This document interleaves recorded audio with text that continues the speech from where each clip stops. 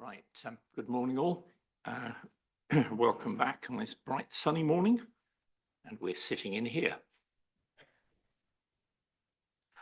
I've got a few housekeeping matters, but they're really in the way of reminders of things we've had before, but I'm not going to pick them up now. I think we'll do that after we finish today. Unless anyone's got any housekeeping to do with today. Yeah, okay, we can pick up other housekeeping a bit later on. So today, obviously, the cross-examination continues. I think you were thinking about half an hour or thereabouts. Then we'll move over to any questions from the Rule 6 party. Your original estimate was about an hour, I think. Fine. And then obviously any re-examination, and that will be our business for the day, other than picking up on housekeeping matters. And I particularly want to have a look at the programme for next week, because there was some concern expressed that we're not going to make it next week. I can see where the problem is coming, but we'll talk about that later. Okay, in that case, Mr. Cosgrove, back over to you. Thank you, sir. Morning, Mr. Smith. Good morning, Mr. Cosgrove. So can we just start off? I want to just look at some matters relating to the sort of access area, the bottom part of LTA 1 in the character area. Now, for this, we've looked at some of the AVRs from this time in your proof, and I think you explained they were sort of updated to take account principally the loss of a couple of the trees. Of the two trees. In that area. Yeah. And there's always a bit of artistic license with these things in terms of colours and grading, and that's understood. Can we just look, and by all means we'll look at your current ones. I just want to go back and look at in ID 2.3. I'll give you the reference. There's a very complicated reference to get here, but once we've got there, we can relax. It's ID 2.3, Part 3. So it's the appendices of Mr. McDermott's proof from last time. Yeah. And his appendix 4, which, as I say, is in part 3 of ID 2.3. My electronic copy is broken down into 3 parts.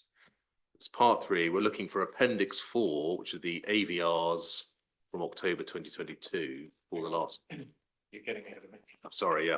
So. Yeah, I'm there, but I think. Thank you. So yes, it's a bit of I thought I'd get this really complicated reference out of the way, and the rest are easy from now on. I have it all in one document. Oh, great! We've got it hard copy. Great, thank you.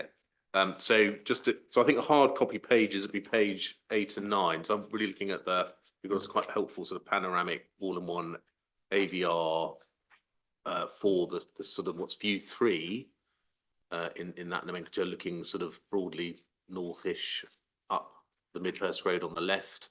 Existing, and then we've got view 3 proposed revised scheme below on page 9. Those 2 AVRs. So this is, sorry, this is appendices, the appendices. It's appendix 4, I think it is. Appendix 4. In the hard copy pages of appendix 4, I think it's page 8 and 9. We're using a hard copy. I think in the PDF it's page 25 or 26. Page 8. So I'm looking at that. Exactly. Yes, I think so. Yeah. And probably the one on the right, and then over the page there might be the sort of as proposed. Yes, I think so. Thank you. Yeah, and thank you very much. So that's and obviously we've looked already at, there are some equivalent ones in your proof, slightly updated, but I think from this view it's sort of the same. Now, when we look at the existing view, and obviously the inspector will go on site and walk this area, and we've talked a lot about the road and the tree loss, and I think the inspector's got a good feel. We won't need to go, I think, again to the tree loss plans and what's being removed. But can we just agree, when one looks at that scenes in terms of landscape character, looking up sort of northwards, the existing view, we're looking at a section of road running by the site, which would be fairly defined as being rural in character, that is defined to some extent by tree cover, both on the road and then up to the, as it were, east as we look at that photo up on the slope.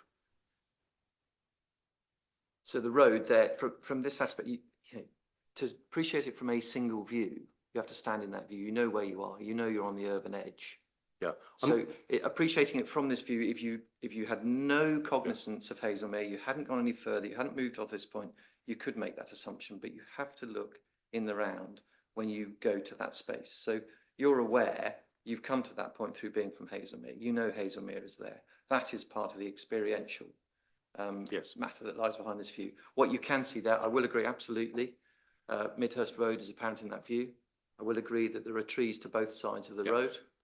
And I will agree you can see Redcourt Woods coming down to, if we call it the right-hand side of that view, which Yes. is higher up the hill. And yes, absolutely, you're absolutely right. And there's a crossover. There's visual issues, but just in terms of landscape character, which is really, Yeah. there are visual elements to character, as you Yeah. know better than me. But it's not necessarily what you can see; it's what the character is. And Mhm. but really, what I'm putting to in terms of character, what one sees there is a rural, undeveloped character, a road clearly going through what I'm characterising as a site with tree cover, with an open sort of pasture or field, whatever we want to call it, that is quintessentially undeveloped and green in nature. I'll agree it's undeveloped. I'll agree it's green. Yeah. Right. Okay. I mean, frankly, we've touched base. The inspector's seen references in some of the various documents, the character study, the management plan, to key characteristics or elements of the area, in terms of woodland and open spaces and topography. This has got lots of characteristics that he can see there. Characteristic of the Yeah. area, yes. So, and what one notice here, and I think it's always difficult on photos and visualizations, and so, but I just mark it up for the inspector to consider on site, is the topography here. So when he is walking north up that view, or perhaps walking down south, there's a real slope, isn't there, that one sees going down towards the road from the woodland, and one experiences. It's actually quite a steep In this view, incline. we slope right to left in this view. In and that this will view, be so- appreciated on site. So, and also you slope from foreground up to Yeah, to so the settlement edge. So in 2 dimensions, yes. Yeah, and it's, I mean, again, lots of references in the documents to the topography and the sloping up to a ridge line. That's quintessentially part of the national landscape's character. The same occurs in Hazelmere itself. Yeah. Yes, character. of the Okay, area. now what we inspectors probably heard far too much already about this, but I just want to make these points because they're not points that we made on the site visit. But when one looks down at the next view, the proposed scheme as it was, and we're looking, I think, at proposed 10 years here, aren't we? I think if I read that, understood that It says at correctly. the top, estimated Sorry, 10-year you're right growth there. for proposed vegetation. This is an estimate. Again, there's a bit of license either way, but that's what's. No, I mean, the license point is, the bit is, you have to be careful with that because they are in accordance with the technical guidance note on how to prepare these. So they're accurate, verified. I'm quite happy to accept this as 10 years. I just trying to be fair to you. I mean, trees might be a bit bigger. Yeah. I mean, No. Yeah. So who knows? There's always an element of guesswork to that extent, with the best will of the world. As it happens, and again, another example of that perhaps is when the inspector looks at this proposed scene, Yeah. he sees, and I think this is just probably a result of the sort of, what's the word, how intense or how bright this one looks compared with yours, which is slightly more muted, which again is within, but you can see road markings on the proposed road going up the, up towards where the housing is going to be on the top. Yes, that's incorrect. That's incorrect. That's is it? incorrect, yeah. Ah, right. Why is that incorrect? There won't be road markings I see. on the road going Okay. up. I see. So Mr. McDermott got that wrong. What's Yeah. what you can see, and again, inspector will look at the plans, but what one I think can even perceive on this AVR as well as on yours is how that slope of the land has really mostly gone, hasn't it? Because the road, you can see how much the engineering has gone. It appears, at least on that, to be a much where the road runs up. Compare that to what was before. There's been so much, inevitably, so much engineering and moving of land that to get that road in. No, That you don't think so? No, Okay. it sits onto the contours. Of course, there'll be a little bit of cut and fill because you've said there's a slope left to right or right to left, sorry, whichever way we look at it. And the road will have to be cut into that, Yeah. sir. So on one side, there'll be reprofiling. So let's say on the Midhurst Road side, there will be reprofiling that will elevate a bund. In effect, that means that from the Midhurst Road side, there will be a bund that will be higher than the road. So the arrival drive will be set down into the landscape. But on the other side, you'll have to cut. So you create that level road. Obviously, a road can't Yeah. be on the same fall. Well, So yes, sorry. there is change to the Yeah. profile of landscape to accommodate the road. I'm going to suggest it's fairly substantial. It's more than a little bit of cut and fill. There's substantial, inevitably engineering works needed to get to that stage of that road. But that's an issue between us. The inspector will take a view when he looks at the plans and what's proposed. But of course, don't forget, sorry, just to Yeah. qualify a little further, if I may. Yeah, please. Of course, that enables the road to further be set down into the landscape Mm. because, as I said, the bund on the Midhurst Road side Yeah. We are told, again, in the Surrey Environmental Design Guide, that we should look at these road margins, how we treat them in terms of the species mixes, how we put the trees in relation to that. So if you're looking at a site that has no further consideration into design, you might make those assumptions wrongly. But if you look at the detail behind the design, you'll see more how it is assimilated into that landscape, and that engineering won't be apparent in the way you feel it will be apparent. Well, I disagree. I think the visualizations speak for themselves. We'll let the inspector judge. I mean, he can really see, can't he, difference in tree cover, as proposed from what exists when you look up that view 3. And what he's seeing there, what will be apparent after 10 years, is a much more engineered landscape, manicured on this photograph, manicured landscape with a substantial access road providing vehicular access for 110 dwellings up on the top. So your word substantial. Yeah. Mine is it will become the parkland that is within my evidence, and you will see you're right about trees in terms of that's just the year 10. But of course, the trees that are existing and have become senescent and have died are 70, 80 plus years. So of course, if you were to accelerate this into the fullness of time, if you take this currently, by year 10, it's a verdant scene. Of course, that's a winter view, but then it further matures, further moderates, further assimilates like any tree does with growth, and there has the space to thrive. So in terms of tree cover, I think at the end of it, in that view, there will be more trees than there are currently in that location. In terms of the change to a more designed landscape, yes, we make a point on that. And of course, in the middle of the view will be a building that it's now agreed is attractive. So there's some of the changes that I'm seeing. Yeah. Okay. Well, and then what we can't see, no criticism, but obviously the car park's hidden from this particular view will be perceived from other views. It's just beyond in the lodge in this view. If you like. Lodge, and we can see the top, I think, of the Ramblers Huttle. I can't remember what it's called. You see that Just better in the updated yeah, view. yeah, exactly. Slightly hidden in this view. That's the bit. Okay, and so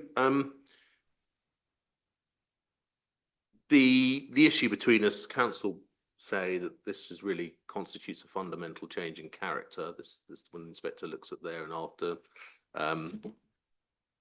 Can we agree this?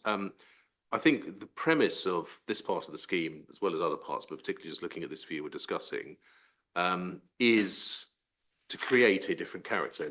Unashamedly, one says that. You accept it's going to be of a different character. Yeah. I think your point as well, what we're creating is not uncharacteristic of what one finds in the national landscape. I think that's the point. Where, as opposed, just so I understand, it's not as though you're saying, well, actually what we're creating is of a similar character, just slightly different. No, you're saying it's a different character. So it will go from the baseline photograph to the parkland designed landscape. Yes. We've So discussed, the issue, and going back to where we were, that decision to unashamedly create different characters, inspector's got to consider that, hasn't he? As we agreed, I think, yesterday.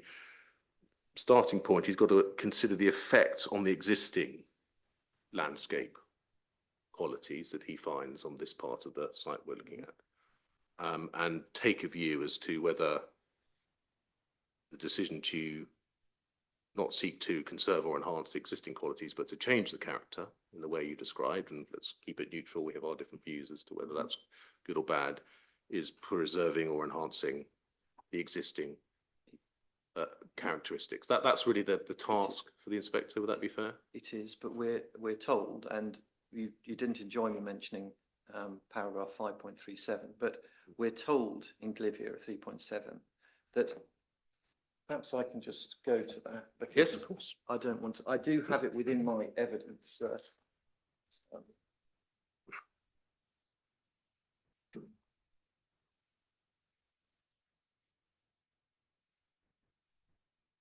But at 5.37, it says one of the more challenging issues is deciding whether landscape effects should be categorised as positive or negative. This is Glivius 5.37. It's also possible for expert judge neutral. An informed professional judgment should be made about this, and the criteria used by Richard Tusham should be clearly stated. So that's within my evidence. Yes. And the degree to which the proposals fit with the existing character, your point, and the contribution to the landscape the development may make in its own right. Yeah. usually by virtue of good design. It's agreed, actually, we're high quality. The difference between this is just how high that bar is, even if in contrast to existing character. So the point is that it's quite right through the Glivio process, you demonstrate that experience, you can get to positive outcomes, even if in contrast to the existing character. Yes, so even you don't come to an initial positive outcome in your assessment, do you? So you say No. adverse. No, I do come to positive assessment. If you read, we can go to that point if you like. Well, I'm just looking at your table. Well, no, I think, no, because I get to balance, because quite rightly, I see negative impacts. So we've got the road, the widening in that location. So there's a negative impact. Yeah. But through my judgment, I apply balance because of the positive aspects that come in there. That's why I get a lesser harm. Yes, that's as the an outcome. design point. But that's the point. But there is positive within my decision. So I balance within my decision before I get to the residual effect. I'm with you. And rightly so. An attractive building is a positive. Yes. It's pleasing to the senses. So it's a positive. Yes, but the point, and perhaps I don't want to be unfair because you're absolutely right in your initial year one effect is slight adverse in your table, isn't it, in landscape character terms? That's because I've put them in the balance. So I've still put the built form and I've still put the high quality aspects of the scheme, where the bar's so high, as the positive bit in my balancing. Yes. But yes, I still get to slight adverse. Yes. Because of the changes in the road and the highway. Yes. So I do internal balance. Yes, So, absolutely. but of course, slight adverse is not significant No. in terms of assessment. In your absolutely in your and Mr. Petro's as well, not significant. That's the threshold. Slight Yes, sits but below the significance bar. indeed, but he doesn't find slight. And No, but nor did Mr. McDermott. He found large adverse initially. Yeah, So they took a very different view they're from different you, things. That's because of as how. did the inspector and But various Mr. other Dermott, people. Mr. Petro didn't find until in his decision in that journey, it wasn't until he got to the inquiry that he actually talked about the building being attractive and agreeing the building was attractive. So presumably, if he now went back through his assessment, he'd have to put that into his balancing exercise because he's found in a building attractive. He didn't have that in his proof of evidence. In fact, his dialogue in his proof of evidence about the scheme, the bits he'd baked in, he hadn't baked in much at all, quite frankly. Well, Mr. Smith, you leave up others to make submissions about other evidence. I'm just concerned about your evidence. Okay? No, so am I, but it's related to all my right. evidence. Well, you just focus on the questions, if you would. The Mr. McDermott, of course, who finds a large adverse impact, had baked in design, hadn't he, in his conclusions? Well, I've just told you what he baked in. He baked in, again, we can go to his proof of evidence and we can see that, I think, 3 or 4 lines that he bakes in. He talks about engineering works. Mr. McDermott. Oh, Mr. McDermott. Do listen to the questions, Sorry. and then we'll get on much more Sorry, quickly. you were right. I missed that. I apologise. So Mr. McDermott had baked in Yes, design. but hadn't again, he hadn't baked in the level of detail of design that I baked in. He did bake in design, but not in the same way that I have. What So do you it's mean? my professional judgment. This is a detailed part of the scheme. Yes. This isn't an outline part. Mr. Yeah. McDermott had seen all this. These are his visualizations we're looking at. That's his He had, evidence. but- He'd baked all that in. He said expressly in his methodology, I've taken into account the design. What he hadn't baked in is that when I have gone to the Surrey Hills Environmental Design Guide, he didn't explicitly bake in Parkland and the journey to a cherished landscape. There's a difference there. That's your point. That's the difference. Yeah. All right. Pretty strong one.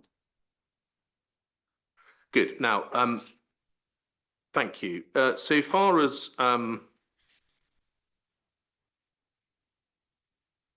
the top part of LCA 1, I haven't got the visualization, but that's the as you break it up, where there's some development up on the top, the western part of the housing development. Again, sensitivity in landscape terms high. I don't think there's a dispute between us there. Is the adverse effects large on completion, or large magnitude of change? I don't think there's any dispute there. The difference here, I think, is you reduced a slight over 10 years, and that's again because of the design matters you've talked about. Is it the same distinction that you make there? And also the fact that within that, if you look at the green infrastructure plan, Yes. of course, within that, we do retain those green corridors through the site. We enhance them, we bolster them in planting. And it's the green framework is retained and enhanced.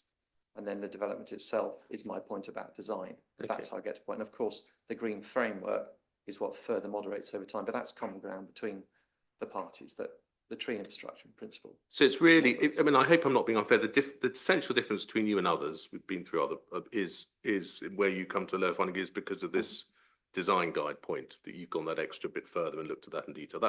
That's really the distinguishing feature between you and other consultees who've looked at the landscape and visual impact. I think Mr. Petro has baked in very little. Mr. McDermott baked in more, and I baked in a little more still. That's the point.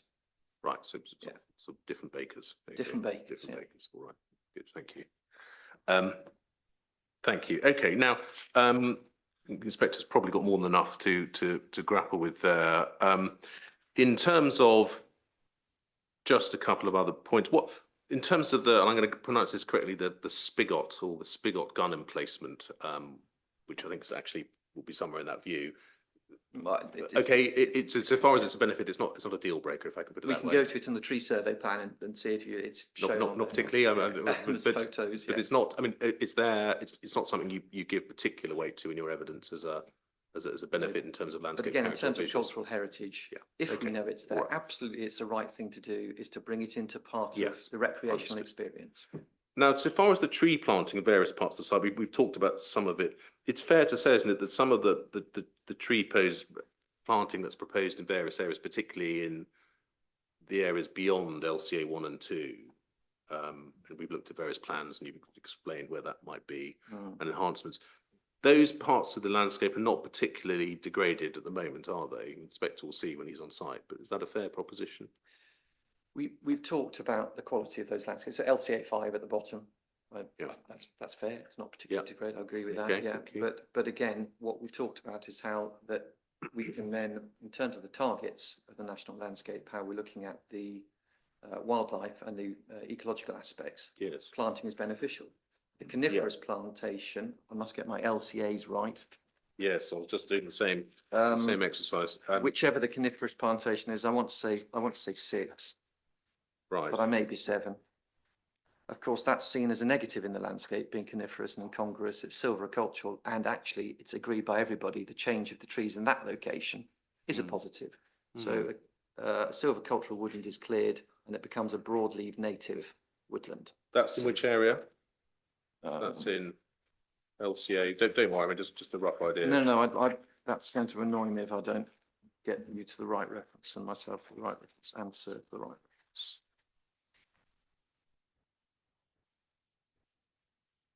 I just need to find the plan.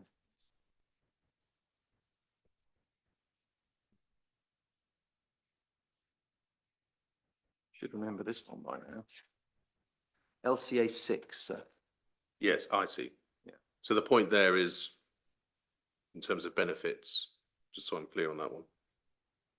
So it's discussed at my paragraph 3.36. So trees in a natural straight rows, unnatural alternation of species, trees tall and straight. So it's this silvicultural feature in an Yeah. otherwise, otherwise the woodland is a more naturalistic point. All right. And so therefore replacing that with the biodiverse woodland, and then the deciduous species is the benefit. Yeah. All right, thank you. Now, that's, I think, enough on landscape character for the inspector to grapple with very briefly, because we've covered some issues on visual matters as well. I think in terms of visual propositions around the site, it's fair, and I don't think it's disputed that the visibility of the outline element of the scheme is certainly very limited in the wider landscape. It's quite and that's partly due to the topography, partly due to limited public access. It's common ground, yeah. It's common ground. And it's also common ground. Most of the housing in visual terms will be contained. The proposed housing, we're saying, yeah. Yes. Well, And the inspector's already heard some points, and we'll hear from the all 6 parties about views. LCA 1 and 2 clearly visible from residential receptors in Scotland Close. Yeah. And to some extent, I think Chiltern Close as well from memory, but there's visibility, and the inspector's got some photographs. And of course, it's not disputed that obviously part of LCA and one as we've seen and looked at can be seen from and appreciated as one goes along the footpath 597 along the Midhurst Road. So the inspectors, I think, got a good feel about it. And there's a degree of now, particularly a degree of agreement between you in terms of the residential table and impacts. So the journey in both parties now is to slight.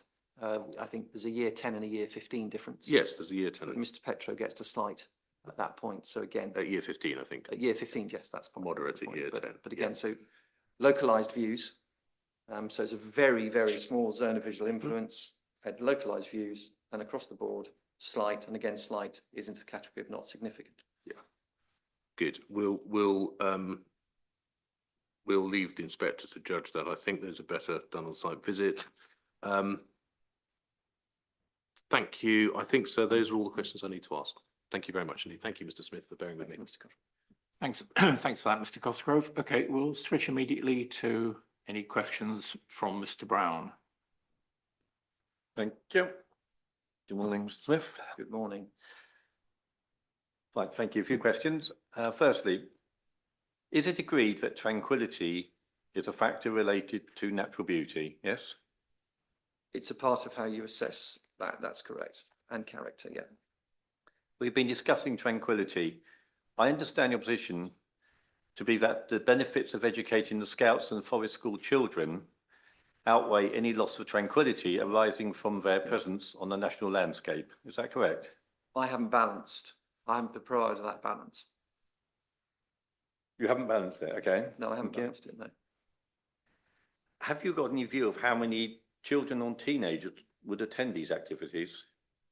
I'm afraid I don't know that, no.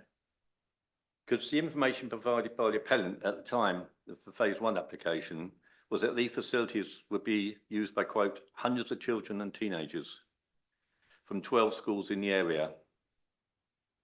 Well, I didn't know the numbers, but I don't know how they'll behave on the site, and I don't know what level of noise they will make. Okay, thank you. It could be tranquil, could be passive activities. Don't know, unless you do know, unless you know you've got some data on a noise assessment in relation to that, but I don't know that. Well, it's funny actually, because that's one of my questions. In assessing the impact and tranquility, did you calculate the number of vehicle journeys into and out of the site and through the estate to the two car parks to transport all the children, No. as well as other community users of the Scout Hut and the Forest School, and the inevitable congestion this will cause, noise, pollution, and the queues of cars stretching through the estate at pick-up and drop-off times well into the evening? No, there's no data before any party about that. So you haven't considered the number of cars going up and down and through the estate? There's no data in relation to that. What we do know is that when we stand on the site, even within Redcourt Woods, we hear the road noise of Midhurst Road, and actually that's heard the majority of the way across the site to the east. So if we try and get the wrong perception that there is a high level of tranquility to this sort of Arcadia that may be in some people's heads, the reality is the noise from Midhurst Road, and indeed from the wider A3, carries into this site. So you have to judge it against that. Do I have empirical data and noise studies? No, I don't, sir. Okay, having lived there, I would dispute that slightly. I don't think you can hear the A3. You can hear the meteor noise if someone hasn't had their exhaust pipe fixed, but I wouldn't say it's major. Okay. Thank you. In assessing the impact on tranquility, you haven't conducted any noise assessments, and we notice that the Scouts have activities such as shooting at the Scout Hut listed in the document. So again, you've got no submitted information on this of how much noise and how that will disturb the tranquility. I've no idea about the Scout shooting. Okay, it's in one of the documents from the Scouts. Okay, thank you. Do we know which document? Yes. It is on ID 5.9, Hazelmere Scouts Group third party speech. Thank you. Oh, and in ID 3.2, Appendix 3, sorry.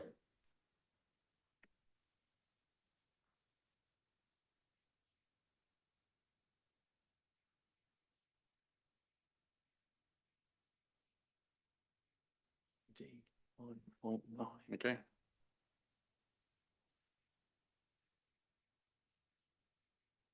Sorry, I haven't got that document for me. Maybe I ought to go because I'd like to understand whether that's what they currently do or what they're saying they're seeking to do. I'll have someone quickly look it up for you. Perhaps if I have the reference again, I'll go to the file and find it. ID 3.2 Appendix 3, response to the Scouts letter, and in ID 5.9, Hazelmere Scout Group third party speech. ID 5.9 is the one you should go to. Okay, thank you. Okay, sorry, ID. So I should have said the reference at the front. That's ID, not NID. No, ID, not ID. not NID. Yes, ID, not NID. ID. Sorry, ID 5.9.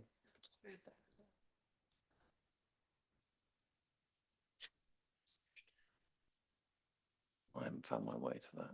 This is the same.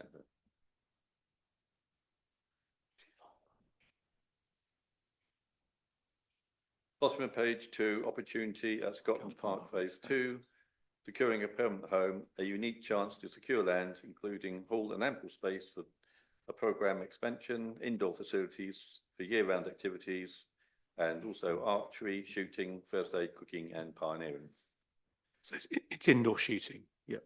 Yeah, so I can't find my word, but if that's what you've written, I'm assuming that, and that was probably a point for Mr. Collins, but I'm sure that the condition Okay. relating to that and activities would more than sufficiently manage that aspect.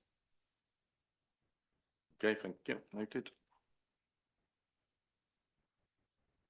We heard this week as well, the Hazelmere Scouts on Tuesday, that rather than Scout huts being a necessity, it was a preference. In that context, do you agree that this optional benefit in terms of bringing children into the national landscape does not outweigh the harm to the natural beauty of the natural landscape arising from not only the loss of tranquility caused, but also to the actual building too, which is situated, in your words, at the higher valued national landscape of the site? So the point regarding preference isn't a point for me to answer. That's for others to answer. What I can say is that we know that and they're called in the DEFRA guidance, the aspirational targets for national landscapes seek educational opportunities. Now, I went through that in chief, and that's precisely what this does. So I see that as a positive, that it facilitates that. That's my case. That's what I've put to the inspector, and that's what I will stay with in terms of my view on that point. Okay, thank you.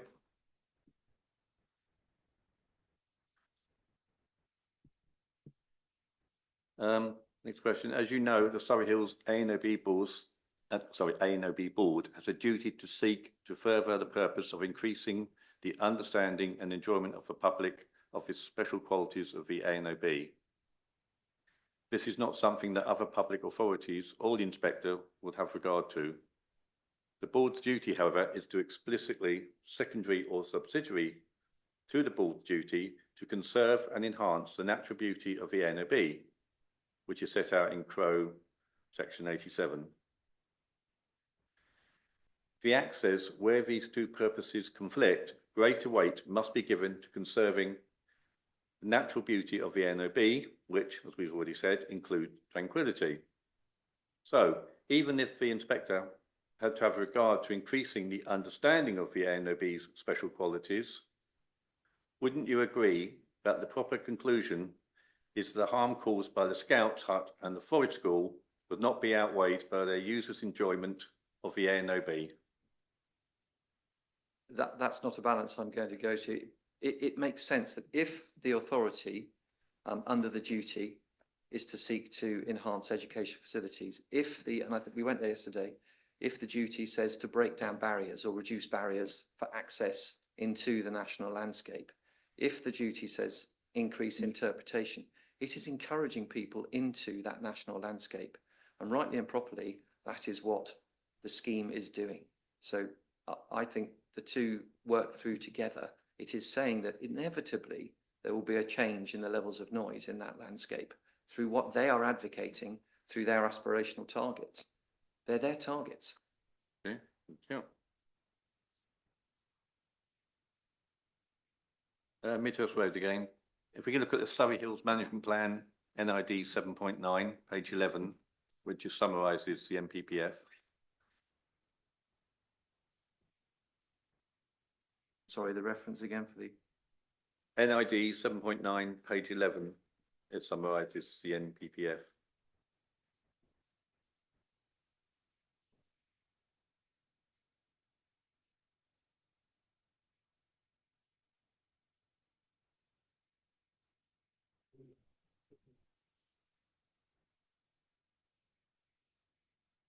NID 7.9. Have I got that wrong? Sorry. Sorry, Hills Management Plan, it's not King's Speed. That was King's Speech, sorry. Wrong one. We can include that if you like, but sorry. It was mainly about his 20th year anniversary recently, I think, that one, but. Surrey Hills Management Plan.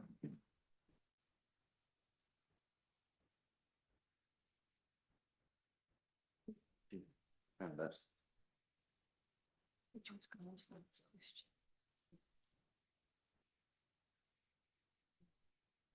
need it for that. CD 7. No, you're right. It's CD, not NID. CD 7.9. Oh, Surrey CD, Hills thank you very Management much. Plan. It's CD the CDs and the 7. NIDs and the. yeah, Sorry. yeah, yeah. Sorry. So sorry, you were going to where? Page 11. Yeah. It just summarises the MPPF and it states development affecting ANOBs includes impact on their setting. And MPPF 189 discusses development of the ANOB setting should avoid adverse impact on the ANOB. Do you agree that the setting of the national landscape at the site includes the Midhurst Road? I think the Midhurst Road is within the national landscape. It washes over the road. Yep, okay, so thank you. So it does, yes. Here about setting and actually being in. So setting is something that's outside of the national landscape. You can't have a setting of the national landscape in the national landscape. So I think there's just a bit of confusion about the point. The road's not in the setting, it's in the national landscape. So it's common ground, there's no adverse impact on the setting of the national park, which lies to the south. But the point you're making, we are within.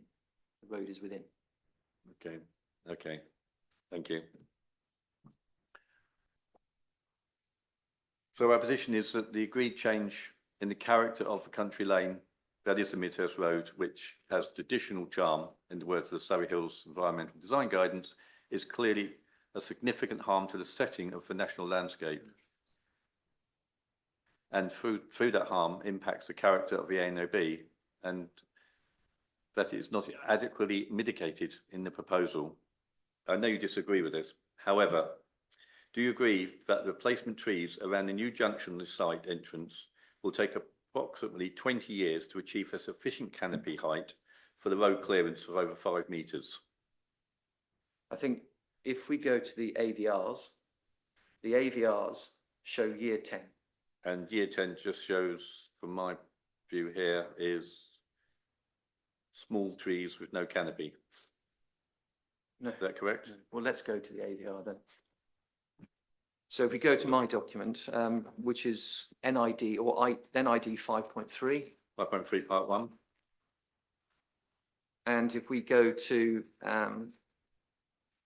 let's see them in sequence. Year 1, year So if we 10. go to,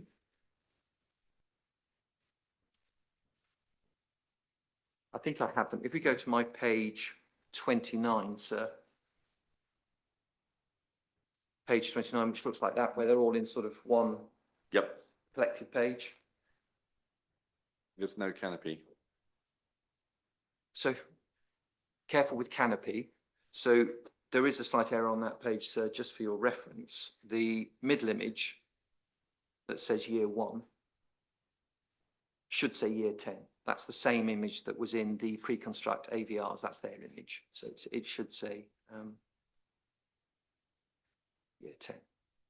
What you're seeing there is, and we went through this at length, when you select species in relation to landscape strategies, we talked about this in chief at length. So Yep. we've got hazel to the roadside. Okay, so a hazel has a canopy that's a lot nearer to the ground. Don't forget, a hazel can get to 7-8 meters tall. Yep. That is its canopy. That's what it does. And hazels are specifically coppiced on 7-year rotations because they grow so quickly. Now, that is why those trees have been put to the foreground. So the foreground will be green quickly. Year 7, 10, that's what you're seeing in there. Those Okay. trees, you will plant them at a height of X, and it's within my evidence. The industry agreed growth rate is 0.3 of a metre per annum. So if you plant it 2 or 3 metres, 10 years, you get another 3 metres. So you're at 5 metres. Now that's above human scale. That is above in terms of the people experiencing that road. That's in the foreground. Beyond that, your point about the other trees, if we plant those as in cross-examination of Mr. Petro, it was talked about some of the trees, and this is in the landscape strategy, Yeah. are going in as what was called semi-mature trees. Now that's advanced stock. So if they're planted at 4 metres in height, then you put on the 300 mil per annum over 10 years, you get to 7.5 metres. So your point is they'll be at 7.5 metres. They won't be at 20 metres in 10 years' time. That is agreed. But what we have got is layers of green when perceived from the road. So in the foreground, by 10 years, we can have the hazel up a good height. We're looking at 5 or 6 metres.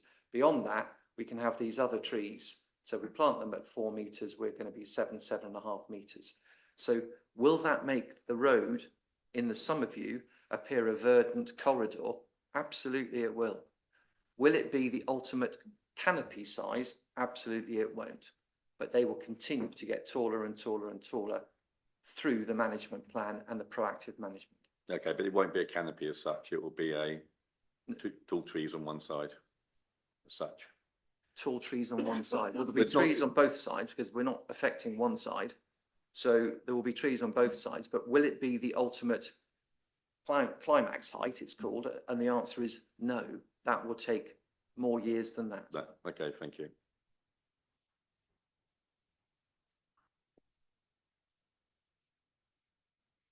And the last bit on this, so we've got- yes, you described this, well, today actually as well. We described the lodge as a start of a cherished journey, which added to the natural beauty, which Mr. Cosgrove said this morning. If we look at the same AVR, and we looked at this morning on ID 2.3, part 3, electronic page 26, that's one we fleshed up when we first started this morning. If you look at the AVR,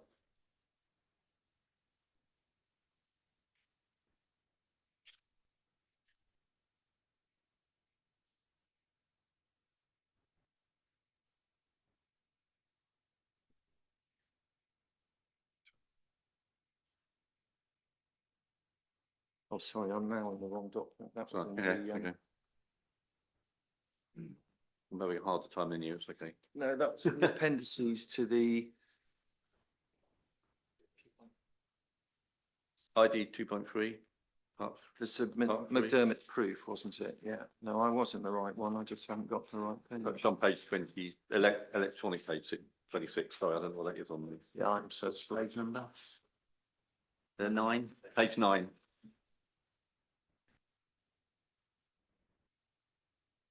I will get there. Sorry, I'm going a bit slow.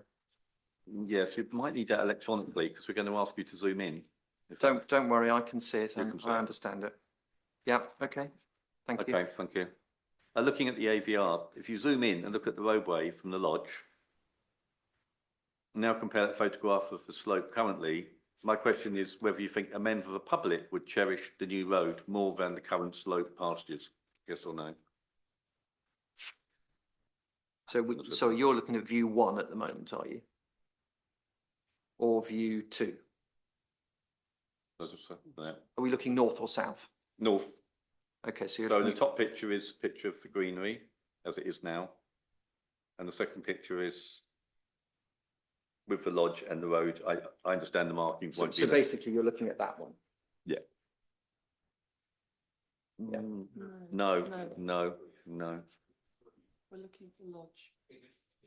Turn it round. It's There's, this. it's a So lodge, it's one with the within- oh, lines sorry, on the okay, road. So you're looking from within the site. Yeah, from within the yeah, site. So it's yeah. the one with the lines on the road, which you said aren't going to be there. Yeah.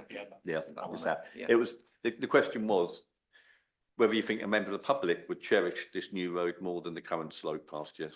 So between the two pictures, what would the public think? I think I think some people could look at that and think that's picturesque. Okay, thank you.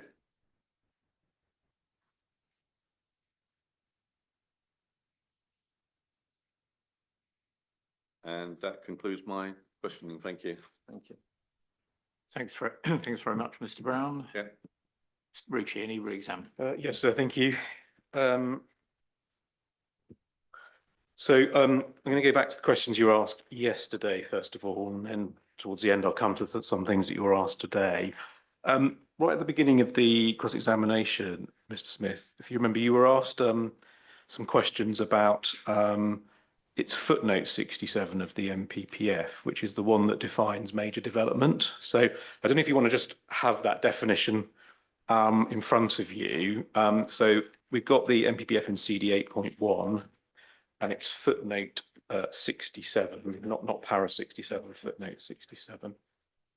Yeah, 1 second.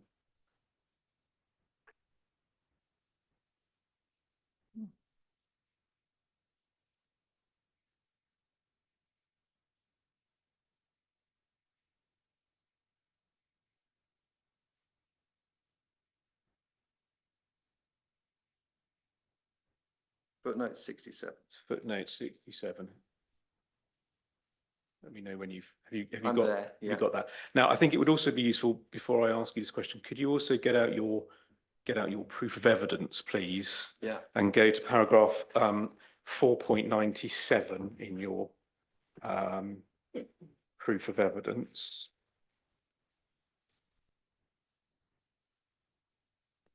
yes, Now, if we look at the definition in footnote 67, it says whether a proposal is major development, this is in a national landscape, is a matter for the decision maker, taking into account its nature, scale and setting, and whether it could have a significant adverse impact on the purposes for which the area has been designated or defined. So that's the trigger for whether something is major development. Could it have a significant adverse effect on the purposes for which the area has been designated? And if we then look at your proof, yeah, your summary on the visual impacts, 4.97, with the balance of the residual effects, overarching difference is the council do not acknowledge the virtue of good design, consistently overplay effect, underplay moderation through the maturing of vegetation.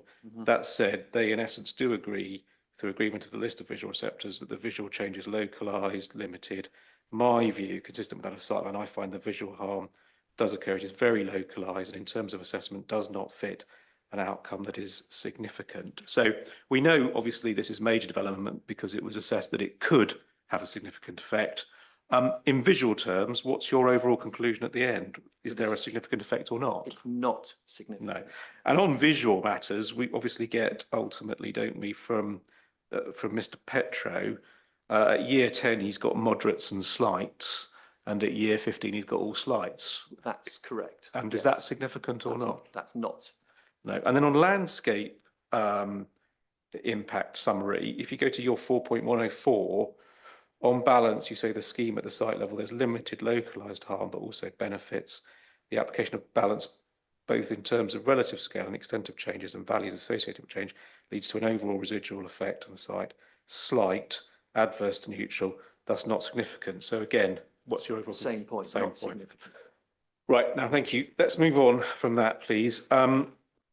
You were asked a series of questions yesterday by Mr. Cosgrove about GALD, the guidelines on designation of national landscapes. And Mr. Cosgrove, I think, made very clear his position that he's going to say that this document is aimed at designation of land in the future, not for assessing what the impacts of land already designated are. Now, you gave various responses to him, I think, yesterday, including that you went to it because you considered it to define natural beauty. But two things. First of all, can you just please reiterate for me, so I make sure I've understood your answer?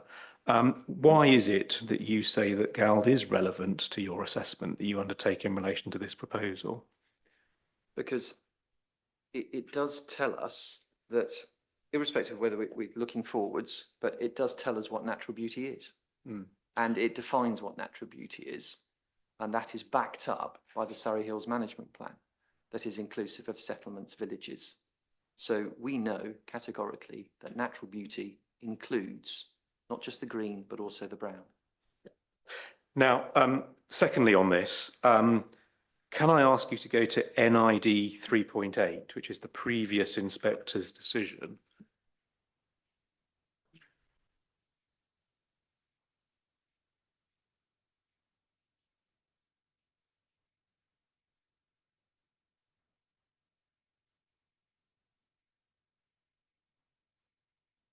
Yes, I have. And I want you to look at 3 paragraphs just on this point about GAL and its application or otherwise to the assessment that's being undertaken. 3 paragraphs. First of all, paragraph 81 on electronic page 15. Yeah. Numbered page 15. Inspector says table 3 to GALD sets out the following factors related to natural beauty, sets them out, refers to table 3 being referenced in another document. And then if you go to 89 in the same document, Yeah. you'll see towards the bottom of that, GAL's table 3 does not specifically refer to recreation. Yeah. GAL table 1 goes further in explaining that they do fulfill a recreational role. And then finally, 113. I've noted the recreational opportunities there also referenced. However, recreation not specifically referred to in GAL, but opening it up would result in greater use. Now, just want to ask you this. I know you disagree with a number of things in the previous inspector's report, but in terms of the previous inspector, what was his position on GAL? Was it something he took into account in his assessment? He did take it into account. And on that, was he right or wrong in your view? He's right to take it into his assessment. Yeah, you may not agree with what he said about it, No. so that's No. a different matter. Okay, fine. Now, you were asked some questions yesterday, and again, I think today, yesterday by Mr. Cosgrove, and today again by the Rule 6 party, about this journey to a cherished landscape. Now, I want to ask you about that, please. Could we go to your proof at page 32?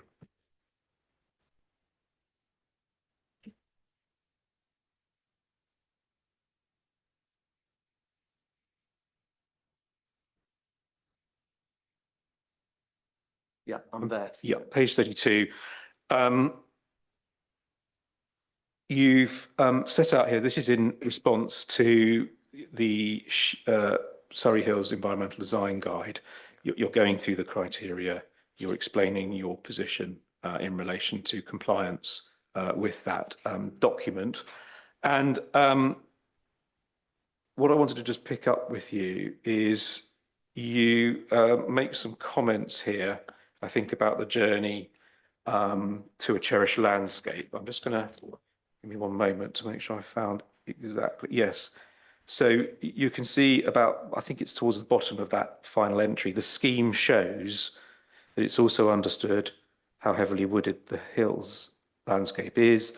Overall green infrastructure has been conserved and enhanced, perpetuated through the provision of a significant amount of new tree planting, both within the wider landscape, woodland, parkland and grassland, and also within the streets and spaces around the homes. The design of the arrival area results in a new element of design landscape, continuing the tradition of human tradition in the landscape, where it creates an area of parkland adjacent to the arrival drive. Alongside the parkland features, characteristic boundary walls, fencing and the lodge at the immediate arrival side are very reminiscent of the Surrey Hills cherished design landscapes, a scheme that celebrates local distinctiveness, a positive response to 3.9 and through correct materiality 3.10. So just for the inspector, does that capture all or part of your analysis in relation to why you say that the scheme is on a journey to a cherished landscape? That captures it well. That captures it. Okay, thank you.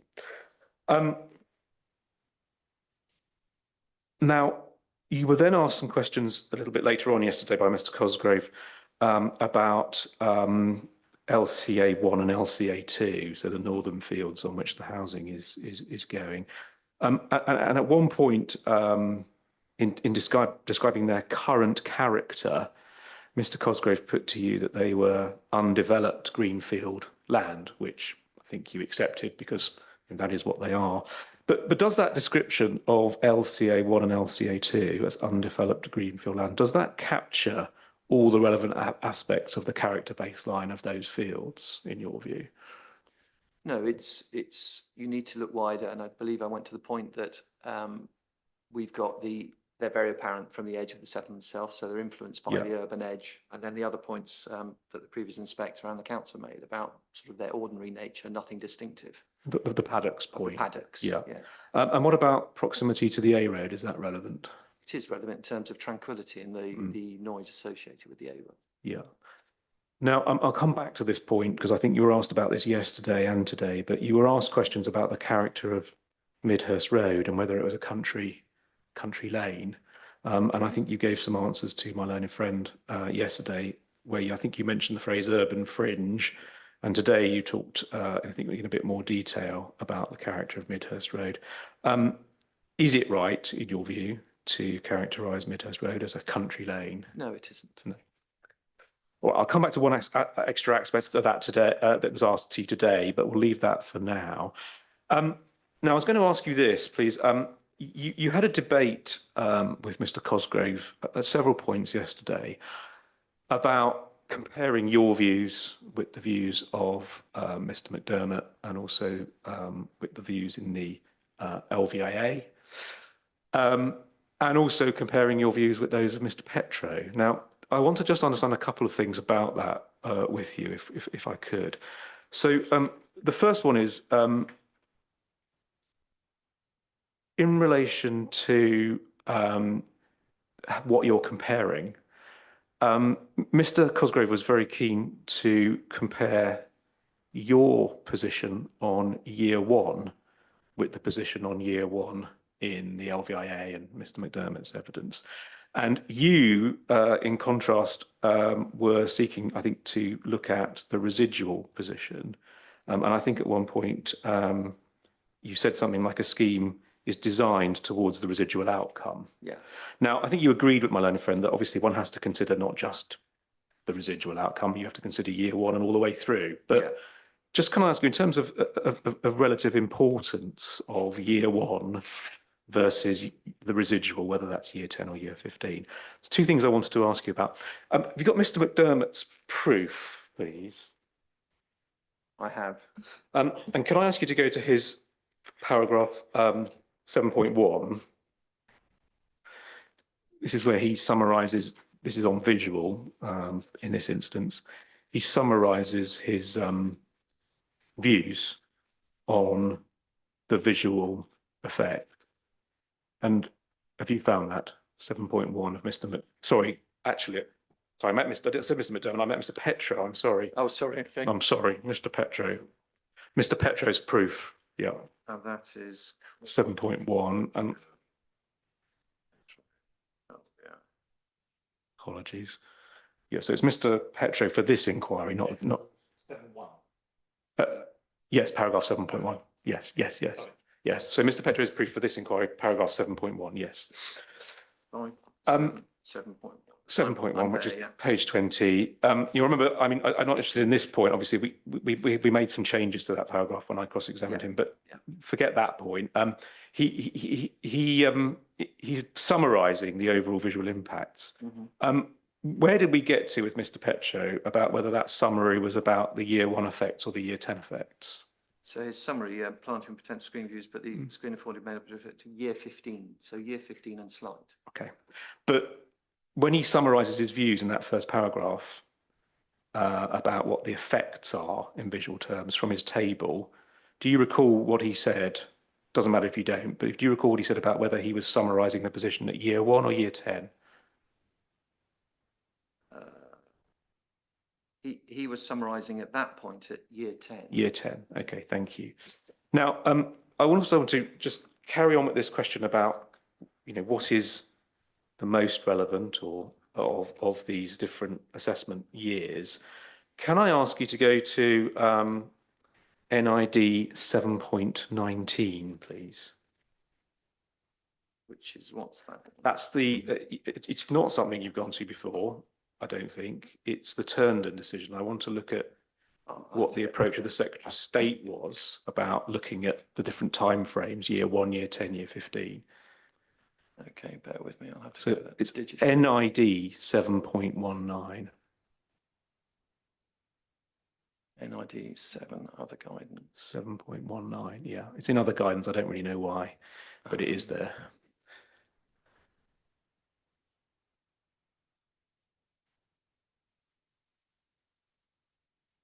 .19, just opening. Yes, I'm there now. Yeah. So could you go to the in the Secretary of State's decision, which is at the front of this Yes. document? If you go to page 6, no, that's not right. Sorry, if you go to paragraph 26, which I think is on page 8. Sorry, not page 6. Taking into account. Yes.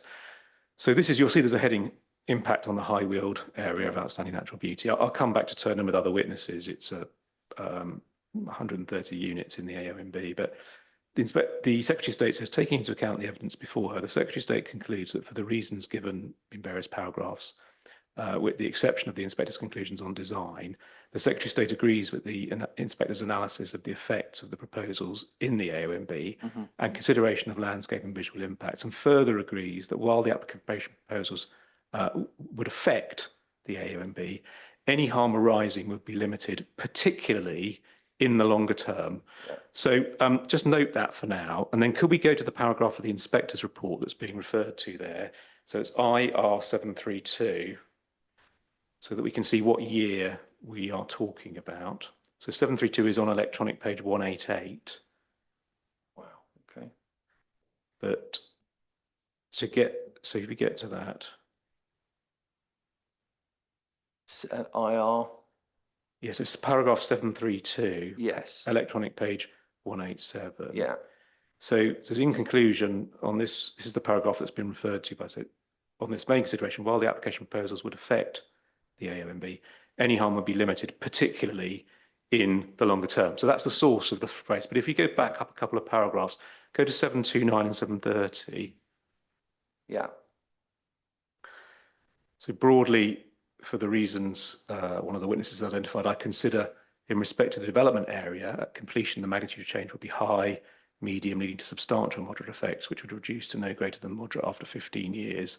I also broadly agree that the rest of the site effects would be moderate, minor, beneficial, or completion, and moderate, beneficial after 15 years.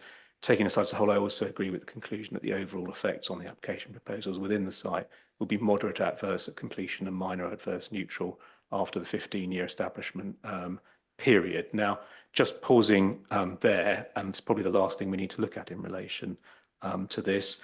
Can I just ask you this? What then is the time frame that the Secretary of State and the Inspector consider particularly to be of concern? Just before answering that, I'm slightly concerned on this one. I have read this Secretary of State's decision and report, but not in the context of landscape. Right. I was rather expecting it to come up elsewhere. And it will.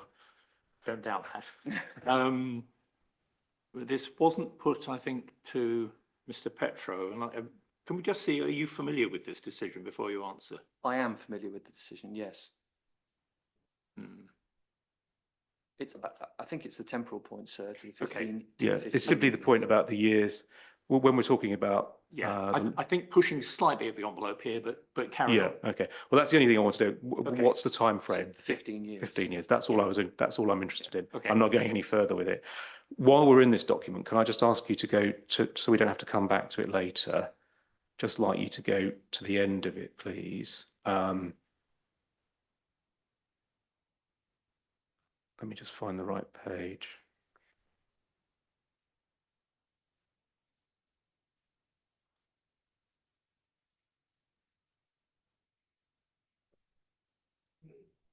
So right at the end of the inspector's decision, right, yes, it's electronic page 207.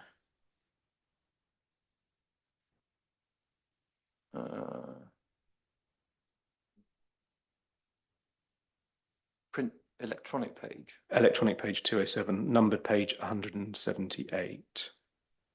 That takes me to appearances. Yes, correct. Yeah, that's fine. Yeah. Yeah. So you were asked some questions later on by Mr. Cosgrove about the very strong, I think was the way he put it, objections that have been made in our case, by Natural England and the AONB unit.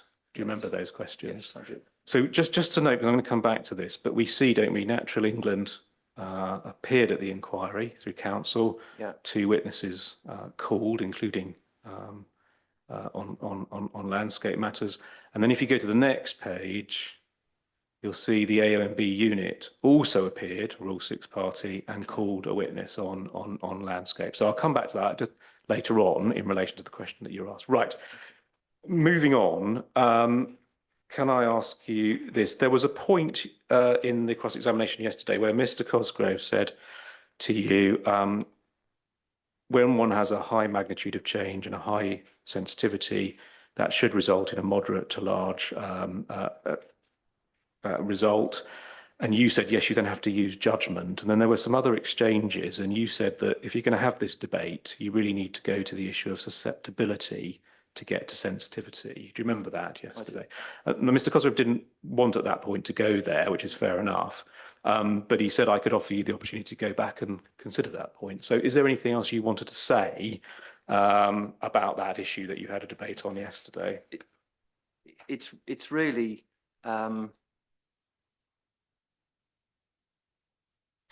actually, in hindsight, if we perhaps leave that one there. All right, that's fine. I just wanted to give you the opportunity in relation to that. Now, leave that point.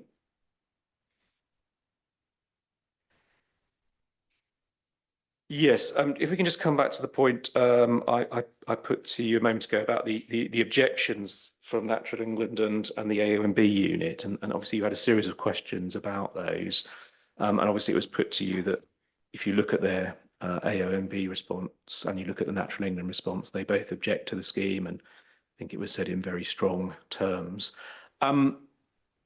What if anything, and you may say this is not for you, it's for Mr. Collins, which is fine, but in relation to that suggestion, they've made very strong objections.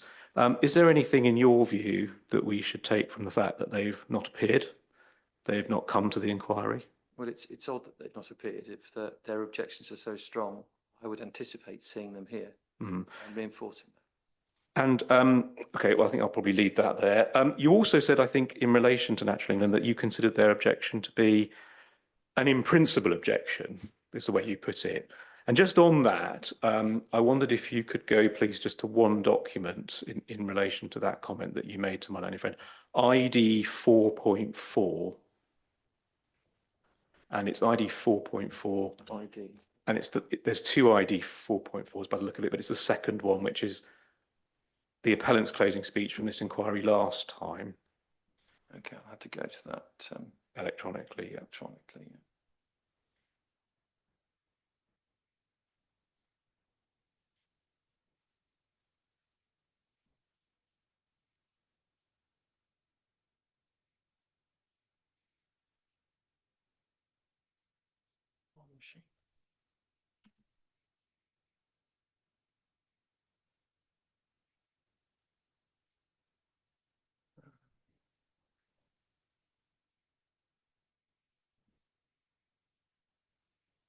And it's page 45. Page 45, and it's number 6, to the bottom of the page.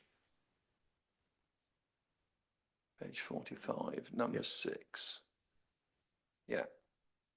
Now, I'm not so interested in Sturt Farm, I'll ask Mr. Collins about, but Natural England's position on Sturt Farm, this is talking about their objection to Sturt Farm, which is a scheme very close to ours that the council granted. And then you'll see about 5 lines down, the position is materially the same as it is here, having talked about NE's objection and the AONB unit's objection.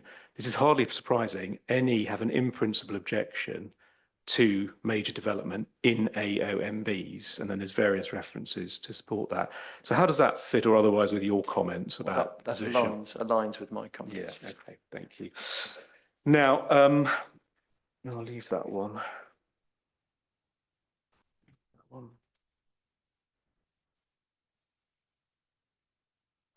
Yes, you were asked some questions about the fact that recreation is not part of the designation criteria in the statute for national landscapes, but only for national parks, which is obviously correct, and you accepted it. But in relation to that point, please, could we look at the GAL document itself? So that's ID 5.3. Yeah. So ID 5.3. Yes, I have that. And section 6, please. Yep. And I think I went with this yesterday with Mr. Harrison.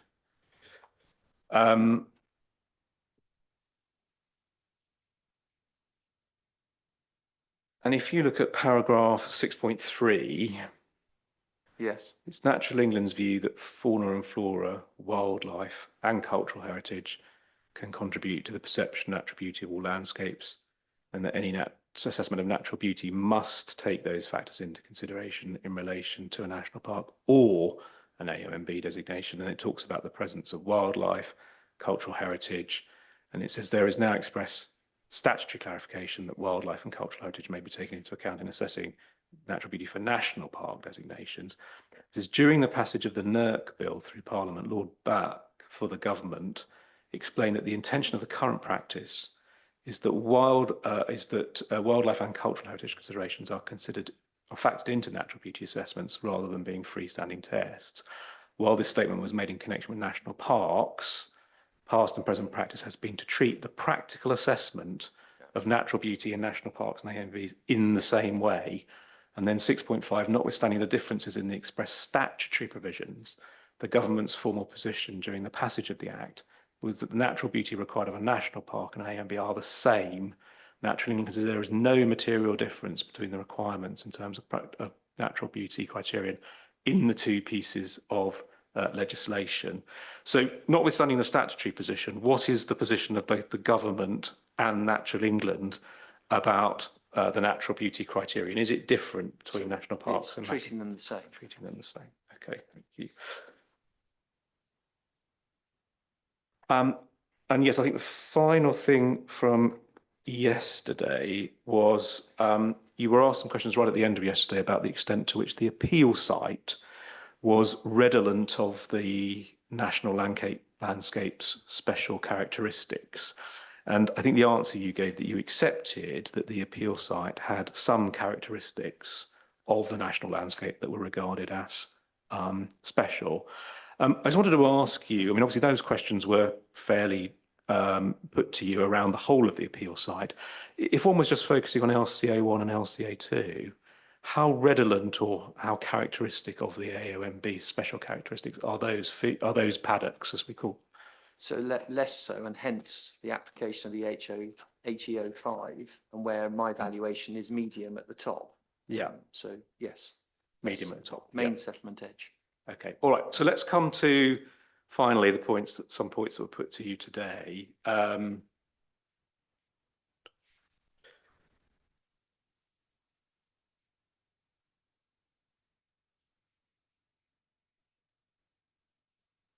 Yes. I touched on this earlier, but it was come back to, I think, this morning about the nature of Midhurst Road. Yes. And I think yesterday you described it as urban fringe, and I think you've already told me you don't regard it to be a country lane. If you look at your AVRs in your proof, please.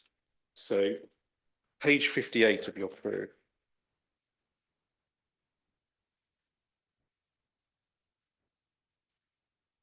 Or page 59 of your proof, sorry. Yes. So one sees at page 59 and the existing situation. What's the current position in relation to road markings on the road? So both peripheral and central. Yeah. And obviously this photo, there are no vehicles on the road. Yeah. Is the level of traffic relevant to the character of the road? It is, yeah. And how does that affect the character? And it's a busy road, and we had extensive confirmation of that by one of the third parties. Yeah. Thank you. Now, Sorry, other features in relation to that, and this is in my evidence, but of course, if you look at that view, you also you see concrete road curbs to the margins as well. So it's those, we talk about the assemblage of elements and features, but thermoplastic markings, concrete curbs. Yeah. They're before you there. And then in terms of Midhurst Road, obviously we're focusing on rightly a particular part of the Midhurst Road. Just in terms of the Midhurst Road more generally, I wondered, could you go to, this time I do mean Mr. McDermott's proof. And it's part 2, so it's ID 2.3, part 2, and I think it's numbered page 37, and it should be electronic page 9, I think.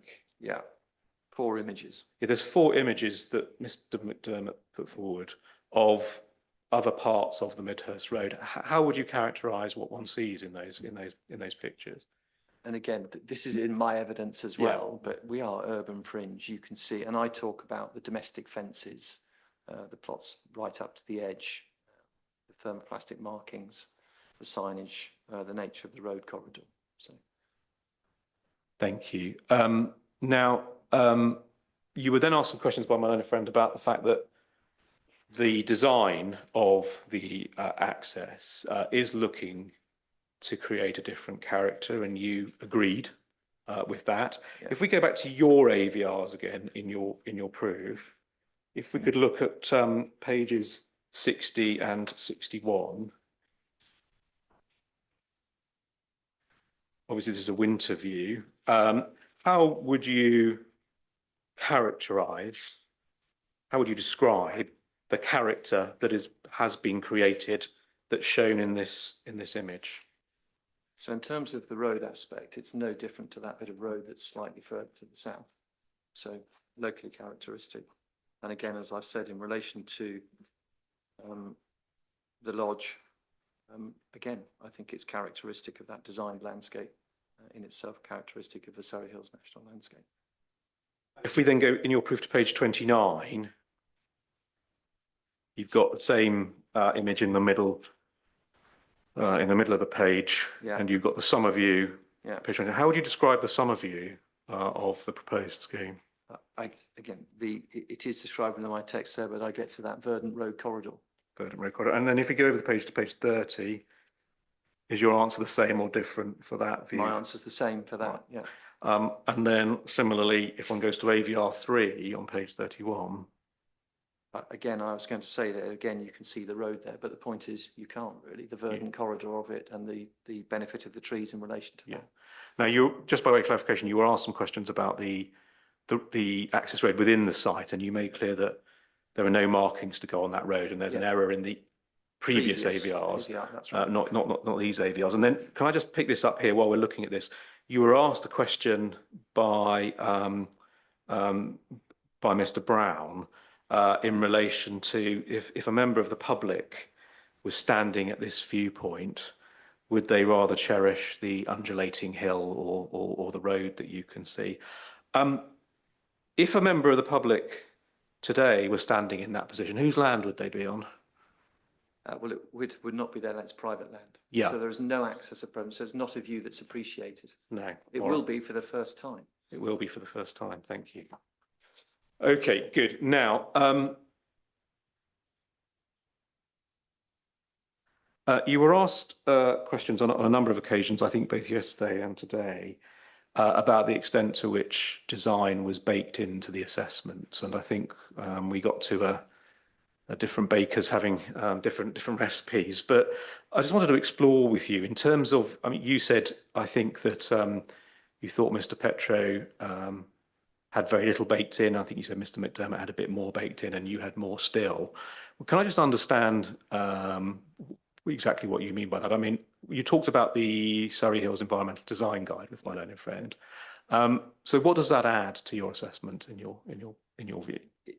It tells you what's manifest within the design itself, all the images we went to in terms of the Surrey Design Guide in my proof, and then the images of the artist's illustration of the scheme and actually the AVRs, just how considered the scheme is in relation to that Surrey Hills context. It's that the bar is at the highest level in terms of outcome. That's the point. Okay. And then just similarly on the issue of design, what use of or what reliance did you place on Mr. Pullen's design review in your assessment, in your proof? So that was something that I did rely on within my proof. It's parallel to my proof. And is that something that Mr. McDermott or Mr. Petro had access to when they wrote their evidence? They did not, no. Okay. Now, in addition, we know that you've gone through in a series of tables compliance with the master plan, sorry, the management plan. for the AONB and gone through compliance. How would you compare the level of consideration that you've given to management plan compliance compared to that given by, say, Mr. Petro in particular? Well, considerably different. Yeah, I've given considerably more. Thank you. Good. Now, yes, you were asked some questions about LCA 3 to 7, and the point was made that those areas which are obviously agreed are going to improve in landscape terms, to be beneficial in landscape terms, are not particularly degraded at the moment. And you had a debate about LCA 5, which is all fine. I just wanted to pick up with you though, if we look at your, please, proof again, I just wanted to understand some of the things that are relevant to that question that you were asked, which is, you know, it's already, I think it's put you, it's already pretty good landscape, you know, so what are you going to be adding to that? Could we go to 3.34 of your proof to start with? This is a relatively small point, but I just wanted to understand this with you. Yeah. So this is in relation to, I think 3.34 is in relation to Red Court Wood, which obviously at the moment is a wood, a piece of landscape. If you look at 3.34 sub 5, Yeah. it says areas being colonised by bamboo and rhododendron invasive species. Yeah. And then if you go to 4.12 of your proof, which is on page 21, and it's again Red Court Wood is Roman 6. Yes. You say they've had many, third line down, many years of neglect, need to be brought into positive management. Improvements include eradication of non-native species, coppicing to open up the woodland floor, allow lighting, improving the range of structure, age, habitat types, encouraging spread of key species, optimizing habitats for mammals, etc., etc. Now, so just on this LCA in particular, on LCA for the Red Court Wood, what's the impact of the scheme? How is it now, and how will it be? So that's the enhancement of this woodland. So it takes away the negatives, the invasive vegetation, and it puts in the positives in terms of the attributes that we described there in that paragraph. So enhancement. Thank you. And on this page, I think you pick up, if one's looking at some of the other aspects of LCA 3 to 7, you deal at Roman 2 with the Southwest Field. What's happening there? So Southwest Field, again, is a field that will see enhancement through the improvement to the meadows, the elevated species diversity, the wet grassland, additional buffer planting, increasing the age and species range, and ultimately enhance the roadside character. So again, enhancement in relation to that parcel. Roman 3, the scout clearing, I think we've probably talked about that enough. Yes. Then for the Parkland Country Park, what's being added, if anything, there? So there is, again, it's vegetation. So the management of that space is one of the facets, of course, as it is with all of them. But in that one, there is a hedge bank that lies between its northern edge and the southern edge of the top parcel. And that hedge bank is being gapped up and replanted. So again, all these things are enhancing the space. And then the final one, I think, is on Roman 7 on that page. What about the wetland nature reserve area? What's happening there? So again, it's, considerable habitat creation down there because of the wetland, and Mr. Jacks has got that in ecological evidence. Sorry, get my teeth around that one. So we talk of the open water bodies, and we talk about the wet grassland, biodiverse grassland, the shallow scrapes. There is also the pylons that run across there, so we can have some vegetation in the foreground. There can be some filtering of views back to those pylons that run across the back of the parcel. So that may help some visual mitigation as well. So. Thank you.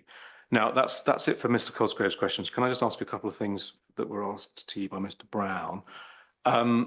In relation to the provision of the Scout Hut and the Forest School, we know, and you made the point to Mr. Brown, that education and recreation are encouraged in national guidance and policy in national landscapes. What does that tell us about how we would judge an objection around the fact that if you introduce things like a school or a scout facility, that there's going to be a knock-on effect on tranquility to some extent? Well, inevitably, there'll be a knock-on effect, yeah, to some extent, so the extent of the effect is unknown. Now, you were then asked questions about the impact of increased traffic on the site and on the national landscape. Now, you may recall Mr. Petro in his proof had a paragraph where he raised the issue of impact of traffic on the character of the national landscape, and when I cross-examined him, he withdrew that. Was he right to withdraw that Yes, point? he was. Yeah. Now, you said in exchange with Mr. Brown that there's no information about what the impact of the scheme would be. Well, I mean, there is some, because obviously this issue came up last time. So can I just take you to that to see what it tells us about the traffic issue? So it's ID 3.1, which is actually Mr. Collins' rebuttal from the previous inquiry, ID 3.1. I just need to find that one digitally. Yeah, that's so. fine.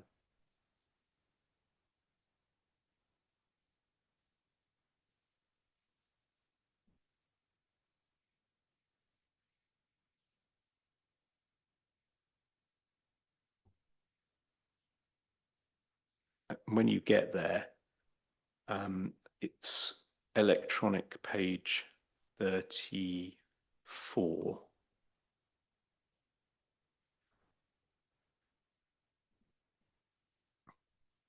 Am I key consultation responses? No, so have you got, it's ID 3.1. Have you got that? Is Mr. Collins' rebuttal? I haven't got that yet. You've got the first. So the first page of the document should be the title for Mr. Collins' rebuttal on planning matters, January 2024. Okay, You got that document? I'm just getting ID 1, ID 2. I'm just trying to find ID 3 on the drop. ID, yeah, ID 3.1. Yeah.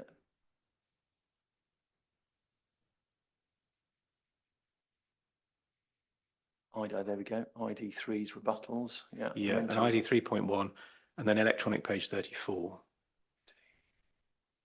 3.1 combined final. And electronic page. Sorry, that took me so long. 34. Yeah. Yeah. So this is a document that's attached to the rebuttal from Vision Transport Planning, who are the transport planners for Yeah. Appellant. And you'll see there's a heading Midhurst Road. Yes, I've got that. Yeah. So Midhurst Road A286 lies to the west of the appeal site, classified as an A road, defined as a major road intended to provide large-scale transport links within or between areas. Yeah. And then there's a table, average daily weekday traffic flows within Midhurst Road as surveyed. Yeah. And you'll see you've got the traffic on the road, 3,750 northbound daily, 3,663 southbound, and then so 7,413 daily two-way flows. And then you'll see it says from TRIX-based traffic impact assessment that was presented, the following table summarises the anticipated weekday traffic generated that is associated with the appeal. And the assessment was done on 130 dwellings, so it was a robust, obviously going above the numbers we're proposing. Yeah. And you'll see the numbers there, daily trips from the whole development, 305 and 288 arriving and departing. And it says it should be noted the traffic generation set out above would be experienced within the site access, because all the traffic's going in and out of that access. And then if you look at the very end of this, page 35, after all the tables, you'll see, well, the last table looks at what the percentage increase is on Midhurst Road. So 4.96% and 3.04%.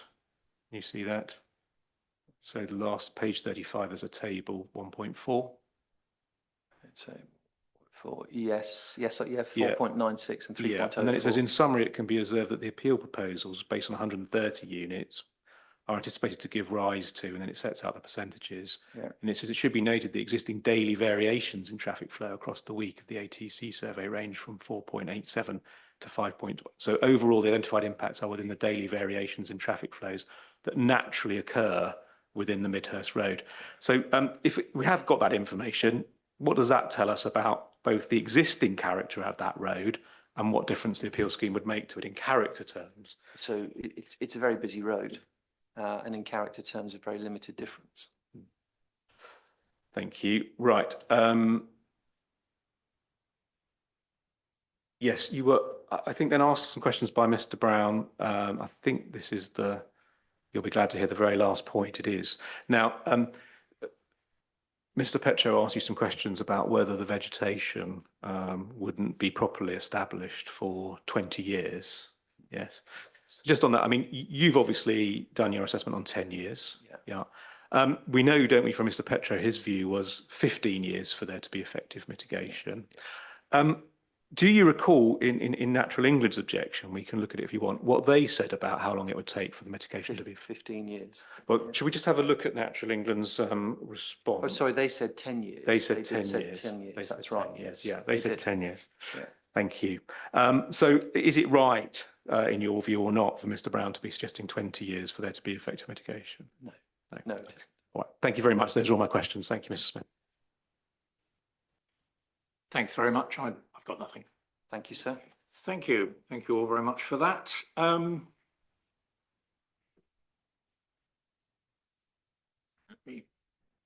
So we are done for today.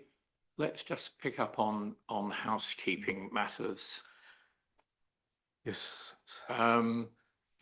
If I can just run through the points that I wanted to raise, as I say, really by way of reminders, and then we can see what other points others may want to raise. Not in any particular order. Update on conditions. I think that the version that I've seen, there were 2 contested conditions. I heard that agreement was close, I think, on that.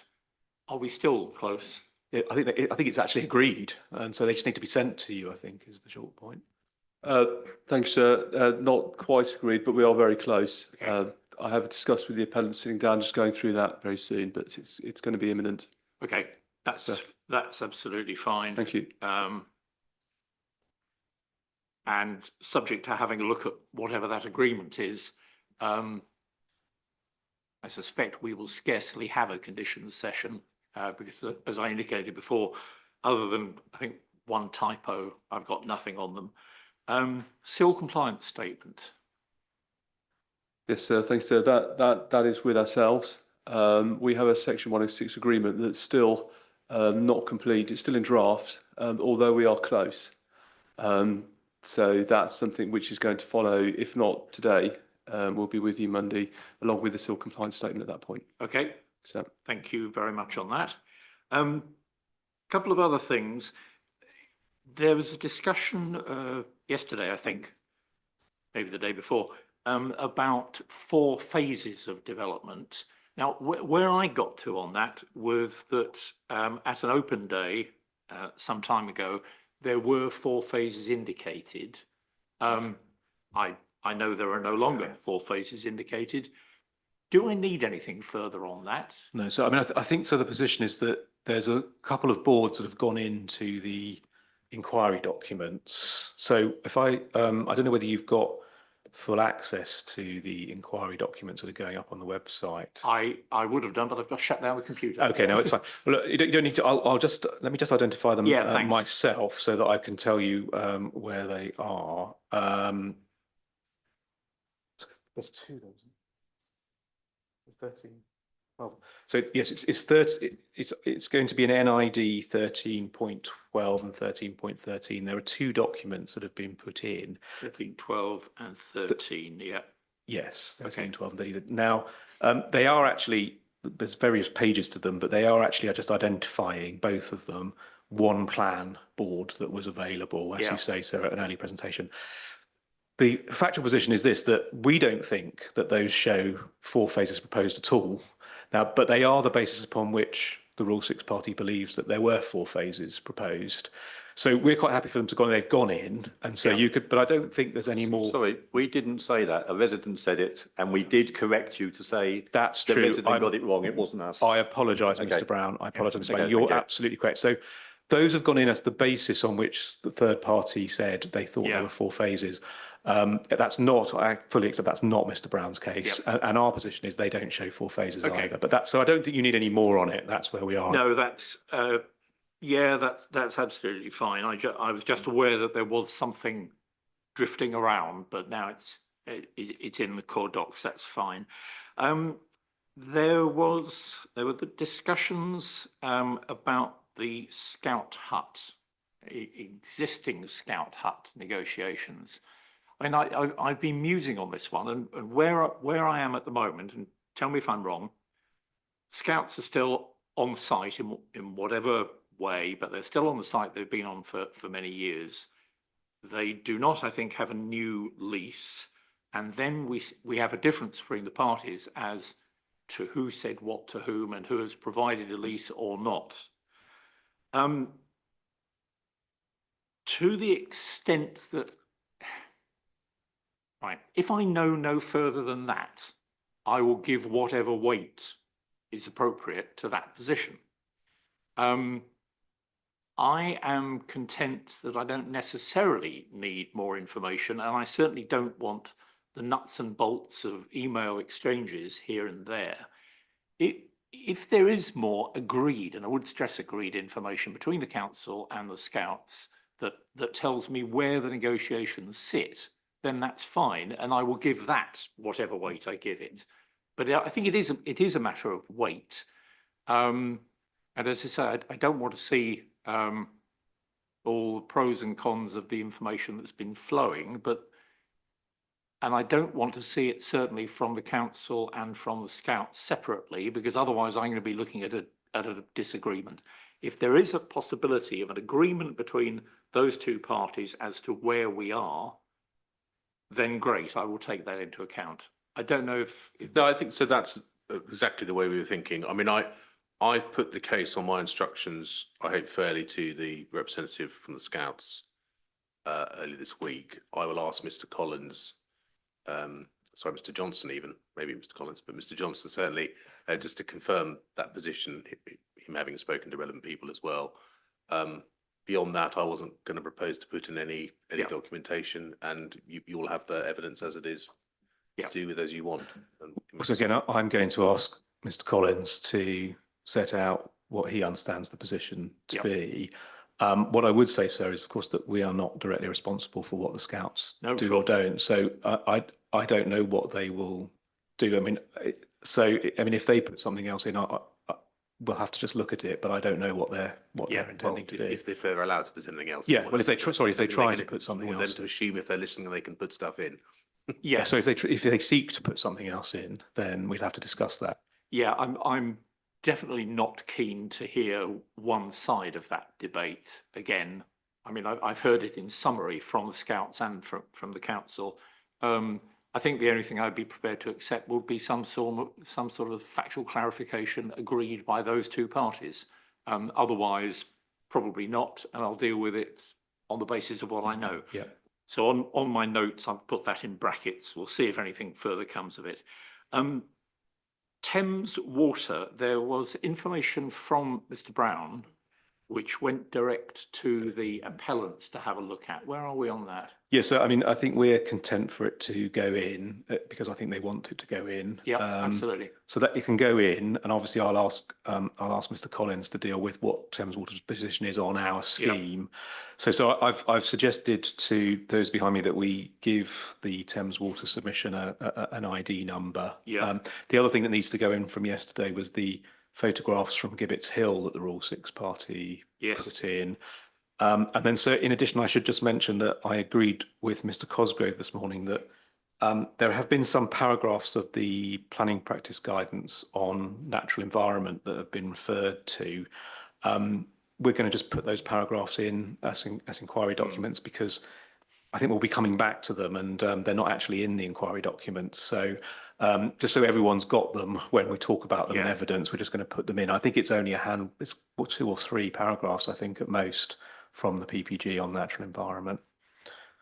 Okay, that's fine. So we've got the Thames Water document, the photographs of Gibbet Hill, and PPG extracts into core documents. That's fine. Last thing on my note is the obvious one really, but the landscape and visual tables, which can be worked on as and when. I mean, we've finished the landscape evidence now. Yeah. So there's no immediate rush on that. No. Because Yeah, I was going to suggest that obviously they were originally Mr. Smith's tables, so I'm going to put Mr. Smith forward. Obviously, I haven't discussed it with him to do a first draft and send it to Mr. Yeah. Petro for agreement. let's do that and get that in, let's say by the end of next week. Yes, Yeah. that's fine. Okay, that's good. Apart from timetabling, those are the only points I Can wanted to raise. I raise one on timetabling, please? Yeah, That's okay. Obviously, I'm still learning curve on this. I didn't put in cross-examination of Mr. Collins. And I wonder if we can squash that in on Thursday. Wouldn't need more than 30 minutes. you did not. I didn't know. Okay. Thank you. Just make a note of that. Have a look at the rest of the timetable in a moment. Any other points from anybody? Okay, timetabling next week. We're moving on to ecology, which, I mean, I'm working at the moment purely on the time estimates that the parties have given, which broadly speaking, I think people have stuck to. Ecology Monday basically takes out Monday. Give us Tuesday. Yeah, okay. Yeah, we'll definitely solve our time problem, sir, if we're Yes, sitting if we sit Monday. Monday, we're fine. To test. Right, try that again. Ecology basically takes out Tuesday, and then jumping over Wednesday for the moment to Thursday, we have evidence from Mr. Collins and cross-examination, which should fit into the Thursday. However, Wednesday is, to put it mildly, tight. We are hearing from Mr. Johnson and cross-examination from the appellant. Yes, sir. I mean, I think we're optimistic. This is probably optimistic about the ecology finishing before the end of Tuesday, so that we might be able to get Mr. Johnson done in chief, either fully or at least partly.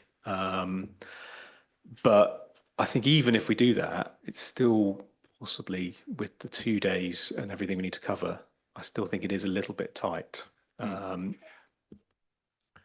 If it helps, I don't think we would need 1.5 hours. I'll say again, 30 minutes. Okay. If you want to buy an hour back. For the ecology one, Yeah, yes. okay, that's 30 fine. minutes, max. Yeah, I mean, I think that supports my view that I think we should get the ecology done before the end of Yeah, Tuesday. another hour. in which case we can have Mr. Johnson on Tuesday, late-ish afternoon. We may or may not make it. I mean, we'll have to review it as we go along. We've got however many days it was reserved the week after. I've got to come here anyway for the site visit at some point. And I was talking about doing conditions such as they are and obligations and closings virtually. I mean, I haven't cut anybody down on time. I haven't suggested to anybody that they're repeating or going off track. It's all going extremely well from that point of view. I normally have to intervene an awful lot more. I'm not proposing to suddenly start cutting people down. Let's just see how it goes. We all know what the issues are. We've got a reserve week 3 if we need them. I hope we don't. Let's see how it goes. But yeah, if Mr. Johnson's evidence can come in on the Tuesday afternoon, I think with a fair wind we can probably manage the evidence next week. But we'll just have to see how it goes. Anything else anybody needs to pick up on? Okay, in that case, we're adjourned. I'll get the day right. We're adjourned to next Tuesday at 9:30. Thanks all. Have a good weekend.